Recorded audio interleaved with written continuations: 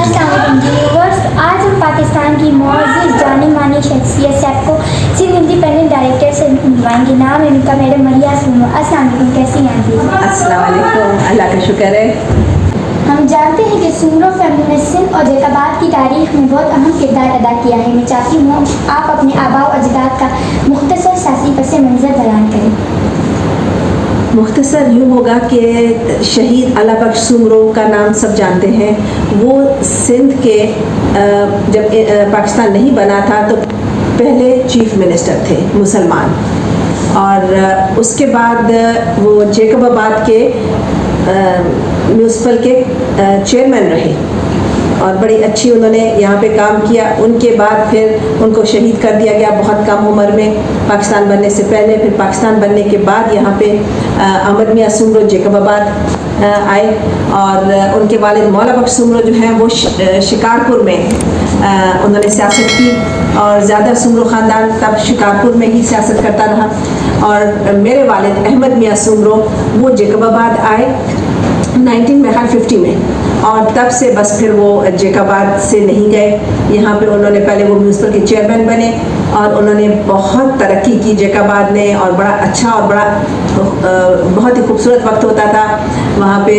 हम लोग औरतें जैकबाद में, हम तो यहीं पे पले बड़े, बागात थे यहाँ पे, पार्क्स थे, ख़वातीन के पार्क्स अलहदा थे, और सड़कों के किनारे पे फूल लगे होते थे जैकबाद में, और बाकायदा फुटपाथ थे, और स्कूलिंग बहुत अच्छी हो गई थी यहाँ पे, बड़ी अच्छी तालीम मिल रही थी और माहौल बहुत अच्छा था।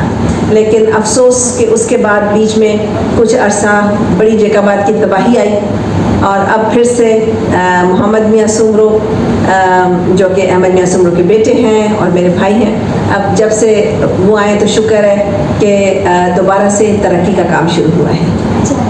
आंटी, आपकी तालीम कितनी है और आपने कहाँ से हासिल की है? बेटे, मैंने BSc की हुई है। सबसे पहले तो मेरी तालीम जैकबाद से शुरू हुई। मैं यहाँ पे KG स्कूल में पढ़ी हूँ, और 7वीं जमात तक मैंने यहाँ पे तालीम हासिल की। उसके बाद फिर मैंने सीनियर कैम्ब्रिज किया लाहौर से, और उसके बाद फिर मैं BSc की पंजाब यूनिवर्सिटी से। फिर UK चली गई और शादी हो गई और मैं UK चली गई। वहाँ पे मैंने न्यूट्रिशन में मास्टर्स करना था, लेकिन क्योंकि मेरा बेटा पैदा हो चुका था, और दो ट्विंस थे, बेटा और बेटी दोनों, और उनके लिए जब जिस दिन मेरा एग्ज़ाम था तो कोई वहाँ पे, आपको पता है, अपना कोई नहीं होता है, तो उनके पास बेबी सिटिंग के लिए मेरे पास कोई नहीं था, जिसकी वजह से मैं इम्तिहान देने नहीं जा सकी। आंटी, आप क्या अदब और शेर व शायरी से लगाव रखती हैं? अगर लगाव रखती हैं तो आप कौन सी अदीब और शायर को सुनना पसंद करती हैं? मुझे सच पूछो तो अदीब और उसका, क्योंकि मैं तो एक सोशल वर्कर हूँ, मुझे इन खूबसूरत चीज़ों के लिए वक्त नहीं मिलता। मेरा जिस कामों में वक्त गुजरता है गरीबों की खिदमत करना, और ये तो बड़े अच्छे शौक़ होते हैं, पर शौक़ ज़रूर है, जब कभी मौका मिला तो इंशाअल्लाह।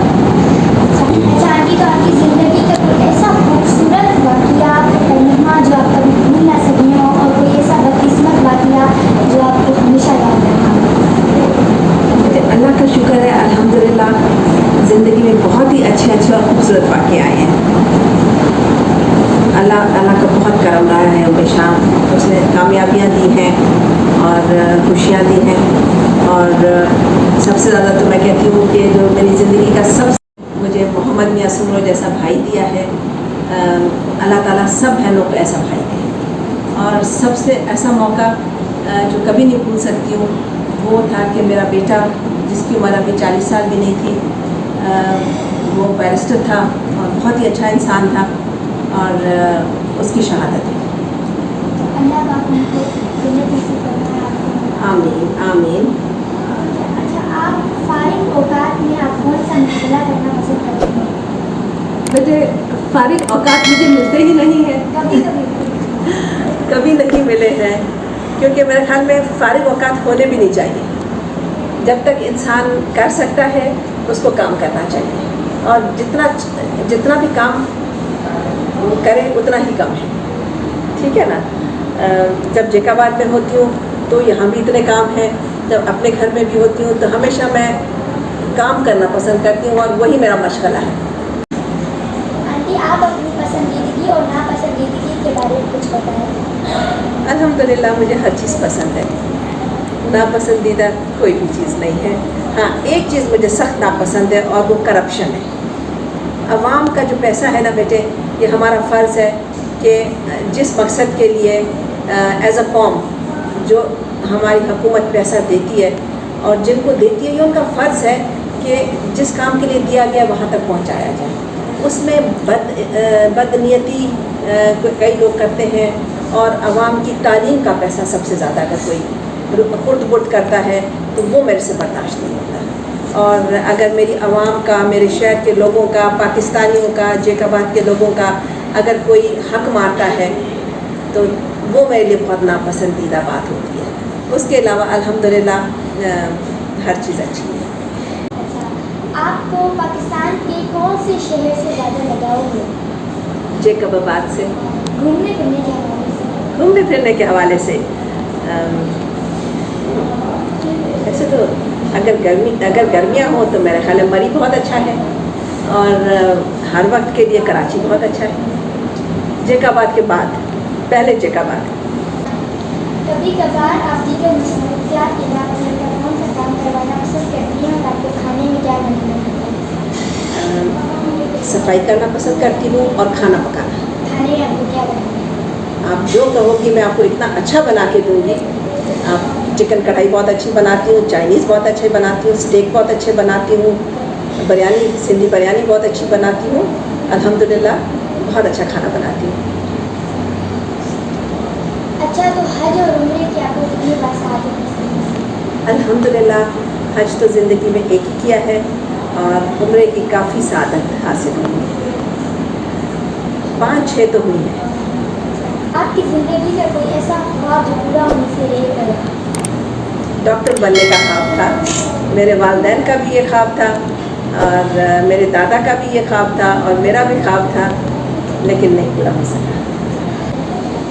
आखिर में आप बच्चों को और नौजवानान पाकिस्तान को क्या पैगाम देना चाहेंगे?